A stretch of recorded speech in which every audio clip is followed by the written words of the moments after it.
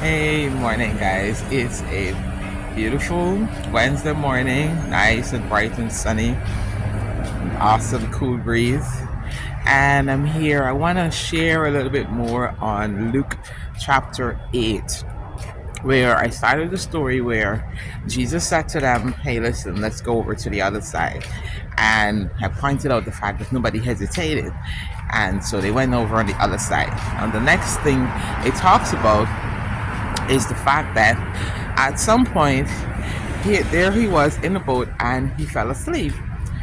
And it says that a storm came up, and this storm was so fierce that the boat began to take in the water and they were swamped, and everybody became so afraid, you know.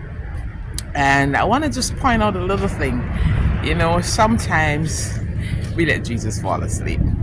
Sometimes we're in our boat, but we are allowing him to fall asleep. We're not praying like we should, or I should say, we let the Jesus in us get to a bit of a sleepy phase, a dormant phase.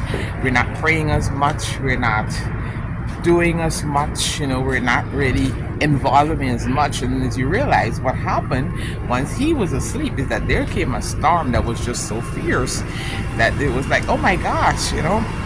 So I want to remind us to not let that happen. Not let it get to a place where you find out that you're praying a lot less and you're not feeling God's presence with you.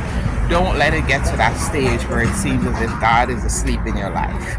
There are times when it seems as if he's, a little slow in doing what we ask and so on, but that's a different story. But if it's a point where he was dead asleep, and in their eyes they're thinking like, this would not have happened if he was there, up and about, because we've seen this guy do some amazing things, so don't let him fall asleep. Let's ensure that we keep our spirits, the Holy Spirit, fully awake on our issues in everything to ensure we get the best out of his presence.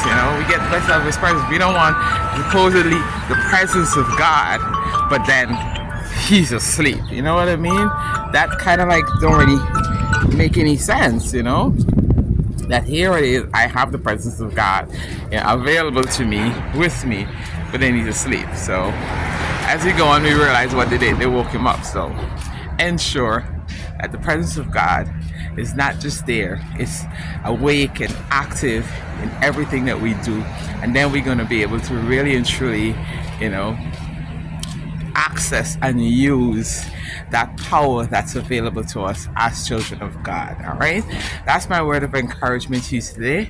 I'm just having a nice cool stroll, and hope that you guys have an awesome, blessed day, remembering that he loves you. Keep him in your boat, and ensure that we keep his presence fully awake and active in everything that we do. All right, be blessed. He loves you. I do too.